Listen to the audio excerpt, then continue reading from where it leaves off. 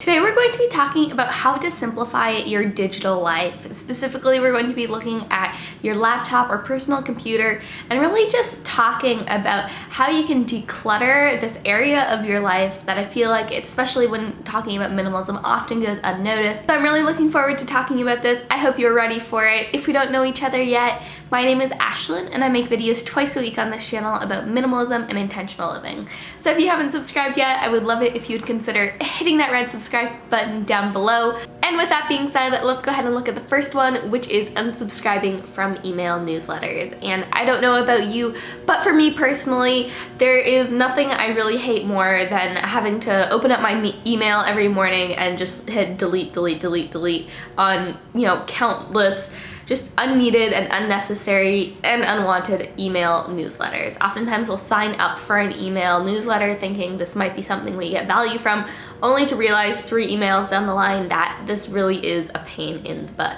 But at the same time, oftentimes we don't actually go ahead and actually hit that unsubscribe button because, hey, we don't want to waste 10 seconds of our time. We'd rather just repeatedly delete the emails every other day.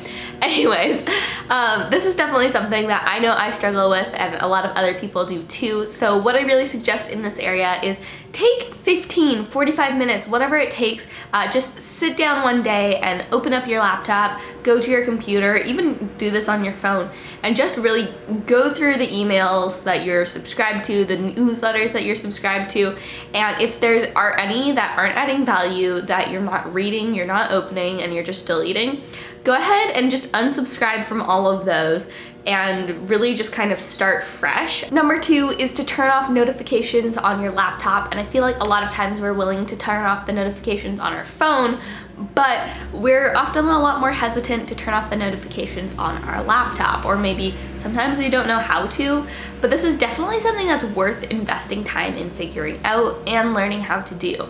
By making it so that you're only notified on your laptop when something really important happens, or better yet, not getting notifications at all on your laptop, you're really going to be able to kind of reduce the external things that are keeping you from being able to concentrate on whatever you're trying to accomplish. Notifications really do serve to distract us and keep us from really being able to focus. So by being intentional about which notifications you're allowing, or even removing them completely, you can definitely stand to benefit. Also, I'll just say this quickly, if there's a odd buzzing noise in the background, our neighbor is mowing their lawn, so sorry about that. Number 3 is to go through your downloads folder, and a lot of times downloads folders can be just this like warehouse of information where the information that we've downloaded from emails and the internet and wherever else just gets stored and never really touched.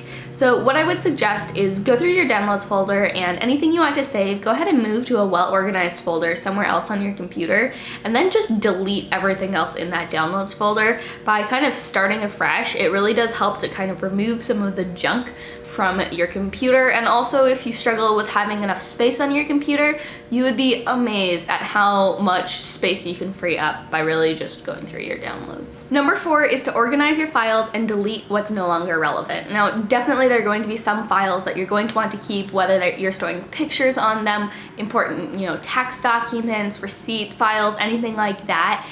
Those are things that you're going to want to keep. So definitely save those. Take some time to organize them for sure so that it's easy to find what you need when you need it. So definitely go ahead and keep those, but a lot of times we'll keep things that on our computers that we don't actually need anymore. For example, I just finished up my undergrad, and it wouldn't really make sense for me to keep, files from my first year as a freshman for me now starting my master's. I don't actually need those files anymore.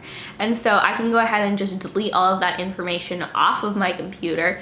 Not only does it store up, free up space on my computer, but it also just makes sure that I'm only keeping what I actually need and what I actually use, which once again is one of the best ways to apply minimalism to your computer, is just by thinking about like, what do I actually use? What do I actually need?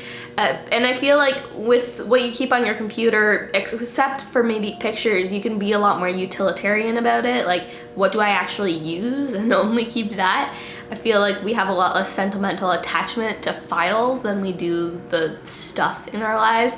So maybe if you're starting out with decluttering, this would be a good place to start. But yeah, definitely go ahead and make sure your files are organized so it's easy to find what you need, and then just go ahead and delete whatever you're not using. Okay, number 5 is to declutter your pictures. Go through all of your pictures. Now, don't do this all at one time because chances are it would take forever. But like plan over like the period of 6 months to just plan a few nights to like spend time with your friends and family, look at old pictures and decide which ones to keep and which ones to get rid of.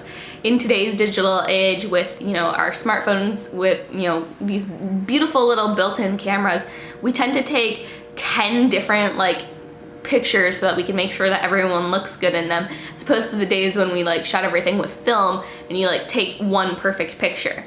Because we like take so many more pictures now, it's really important to go through those pictures to make sure that you're only keeping the ones that really actually mean something to you.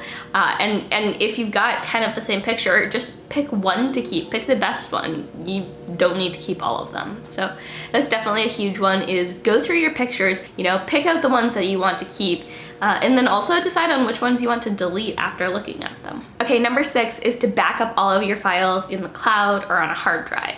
So obviously the files that you choose to keep are definitely ones that you want to reference, either because they're text documents, those are definitely important to have on hand. Maybe it's information you need for school, maybe it's, you know, it could be a variety of things, pictures, whatever. Those are the things that you actually want to keep, and the beauty of technology today is that we have the ability to back them up in more than one place. And I definitely suggest doing this for the stuff that really means something to you, or the stuff that's really important. So whether you decide to use an external hard drive or the cloud, I definitely suggest backing up all of those important files in an additional location. Don't just keep it all on your physical computer. Whether you use the cloud or an external hard drive, definitely try backing up your files. And finally, number 7 is to empty the trash bin.